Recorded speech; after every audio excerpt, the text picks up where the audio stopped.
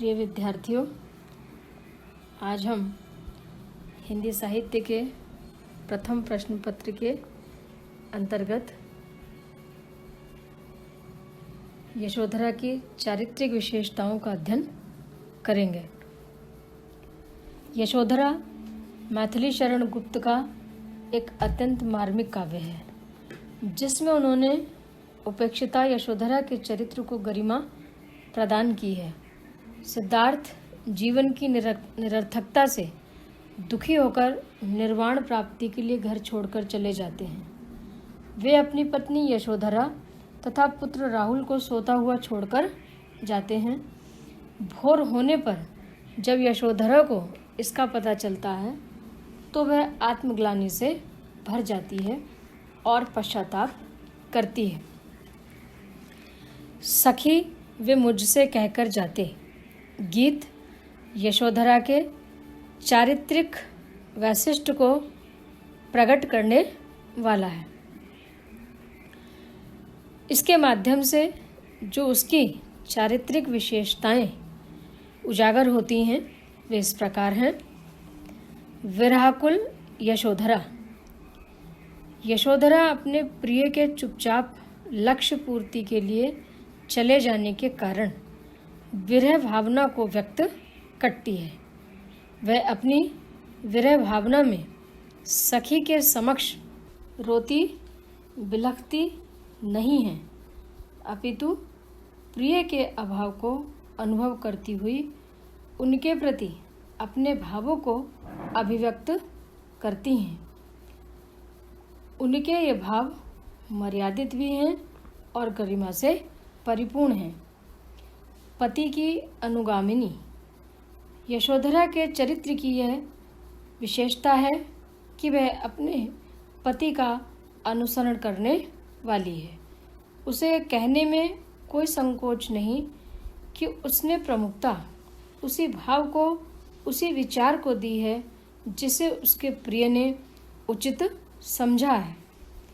इतने पर भी यदि वे चुपचाप चले गए हैं तो वह कहती है कि निश्चित रूप से वे मुझे पूरी तरह पहचान नहीं पाए हैं।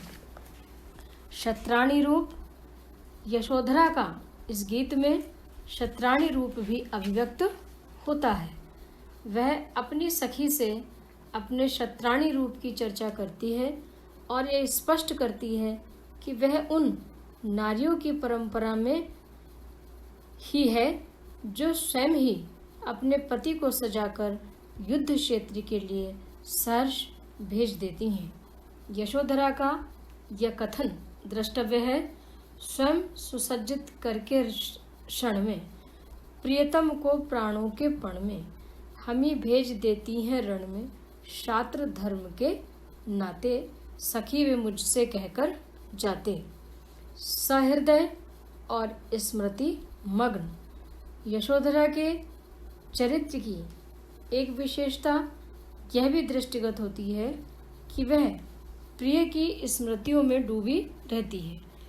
बावजूद इसके वह अपने होशो हवास भी नहीं खोती, अपनी सुध बुध में पूरी बनी रहती है।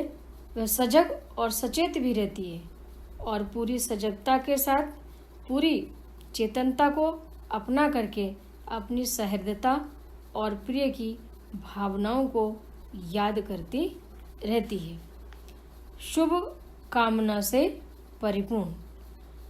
यशोधरा के चरित्र की एक अन्य विशेषता यह है कि वह अपनी भावनाओं में पवित्रता लिए हुए है।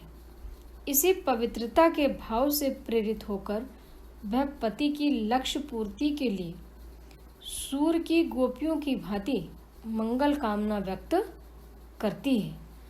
मंगल भावनाएं व्यक्त करने के क्रम में वह अपने प्रिय को कोई उपालंब भी नहीं देना चाहती। वह तो इस बात से गौरवान्वित है कि उसके पति एक श्रेष्ठ लक्ष्य की पूर्ति के लिए उसे छोड़ करके गए हैं। उसका दुख मात्र इसी बात को लेकर के है कि यदि वे उससे कहकर जाते तो वह और भी अधिक प्रसन्नता और आनंद का अनुभव करती हुई सहर्ष ही उनको भेज देती।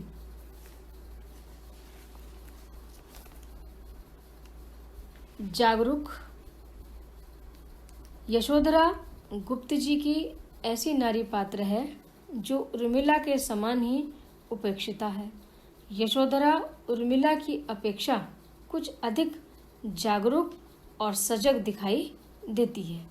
वह अपने चरित्र के माध्यम से पाठकों के ऊपर गहरा प्रभाव डालती दिखाई देती है। गुप्त जी ने इस बात पर जोर दिया है कि बुद्ध की पत्नी से बिना कहे तपस्या के लिए नहीं जाना चाहिए था।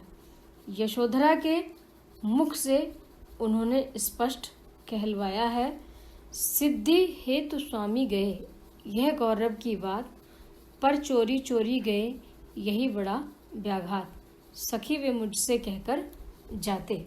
इस उदाहरण में यशोधरा की त्याग भावना के साथ साथ उसकी अधिकार परकता भी अभिव्यक्त होती है। पाठ्यपुस्तक में संकलित अंश में यशोधरा का व्यक्तित्व पर्याप्त निखरा है। वह धैर्य, संयम और त्याग का परिचय देती है।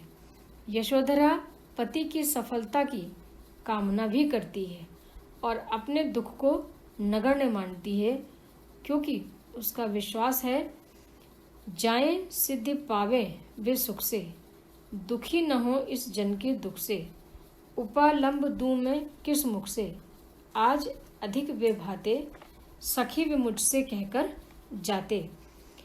गए लौट भी वे आवेंगे, कुछ अपूर्व अनुपम लावेंगे, रोते प्राण उन्हें पावेंगे, पर क्या गाते गाते, सखी वे मुझसे कहकर जाते।